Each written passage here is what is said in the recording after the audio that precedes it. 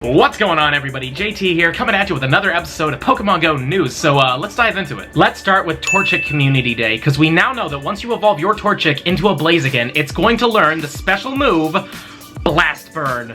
Wow. Yeah, I'm sure a lot of you guys were surprised when you heard that one. I mean, they only just did it with Charizard and Typhlosion, but nonetheless, it makes Blaziken, I think, the strongest Fire-type DPSer now because, you know, Blast Burn's just so good. The only downside is that Blaziken is a bit of a glass cannon. It's basically like a fire Gengar, but nonetheless, it's still cool to have. But a lot of people were complaining, like, why wasn't it Blaze Kick? I mean, Blaze Kick is in the code, we know it's there, and it's literally Blaziken's signature move, but have no fear, Pokemon Go heard all of us complaining about it, and they actually just tweeted this out. Fired up for Pokemon Go Community Day, kicking in on Community Day, and going forward, trainers can use TMs to teach their Blaziken the powerful fire-type move, Blaze Kick. So, they heard us, and they're gonna put it in the game, which is pretty exciting. I don't know what the stats are on this thing just yet, and if I learn them, I'll put them here, but if I didn't find them, then I'm hoping it's good, because, like, honestly, it is his signature move. Fingers crossed it turns out good.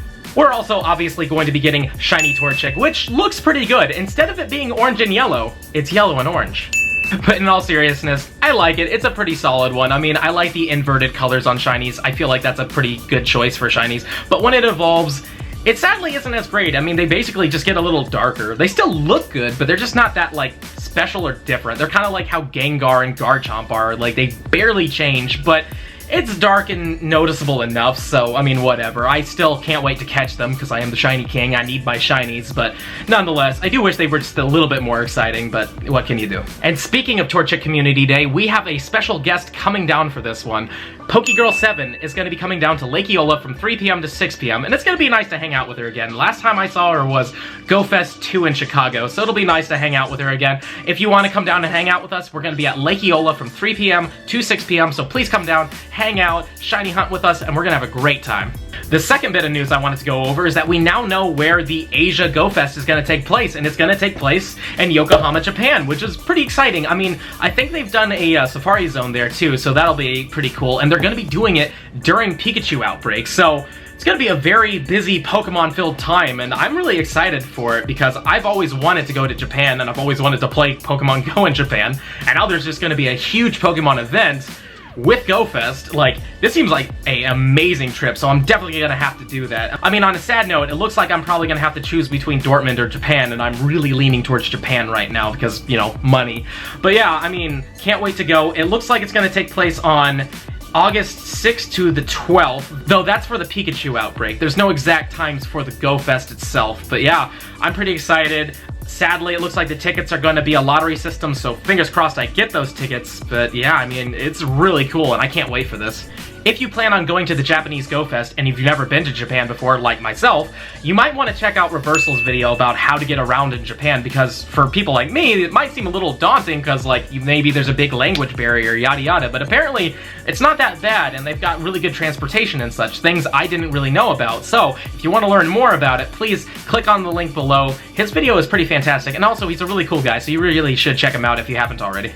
Now, the third bit of news I wanted to talk to you about is that Armored Mewtwo has been shown to us now, and it looks really cool. Now, this is a promotional image for the new Pokemon Evolutions movie, which is basically the 3D retelling of the first Pokemon movie, and it looks really cool. I always loved Mewtwo and his armor, even though, sadly, the armor was actually meant to, like, suppress his abilities and, like, actually kind of hurt him and just make him a little easier to control, but nonetheless, I always loved the look of it, and yeah, a lot of people have been very excited to see this, because everybody's been speculating that armored Pokemon were going to be like the new gimmick for Gen 8, kind of like how we had Z moves in Gen 7 and Mega Evolutions in Gen 6. We all thought that maybe, you know, armored Pokemon were coming, but, like, they have confirmed that this is just for the movie, but honestly, I would still be very happy to see Armored Mewtwo, especially in Pokemon Go or something like that. Like, minus the lore of it hurting him, I just love the way it looks, and I will say this new armor looks pretty interesting. It looks way more complex than the first set of armor we got to see it in, but yeah, I mean, fingers crossed it'll come to the game eventually, because I've always wanted things like Crystal Onyx or like the Golden Sudowoodo and stuff like that, and just having like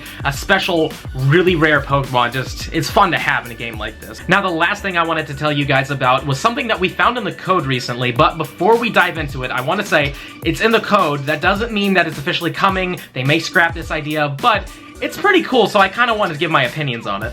So what we found in the code are 3 brand new lore types. We have the magnetic lore, the mossy lore, and the glacial lore. And the cool thing about these is, it looks like we might be able to attract specific types in lures, because usually a lure works like, it just pulls from the local, you know, biome, and it kind of just spawns it, or maybe if there's an event, you just get the event spawns out of them. But now, you can say, man, I don't get any ice types. Like, I live in Florida. Ice types rarely, if ever, show up. So now maybe I really want to run into some ice types. I put down a glacial lure, and then we get some ice types. That's really neat, and also it looks like these lures are tied to evolution, so maybe if I get my Eevee in the glacial lure, it can turn into a Glaceon finally, and then obviously we can get Magnezone, Probopass, Leafeon. It's a fun way to introduce these things, but there are some pros and cons I want to go over first. So let's start with the pros. I like these ideas because it brings in Pokemon that you might not be able to find otherwise. Like, say you live in the desert and grass-type Pokemon just never show up. Throw that mossy lure out, grass types are showing up for you. Now you have a better chance of completing your Pokedex. Again, like in Florida, we never get ice types outside of an event because it's just not in our biome. There you go, now we get our ice types. So I like this, and also the fact that they're lures means that other people can benefit from it too. So maybe you have a lure party, you're like, hey, I'm gonna have a glacial lure party, you know, we've got a good 4-stop here, let's make it all ice types. That's fantastic, and again, being able to make new Pokemon like Glaceons out of them, very cool.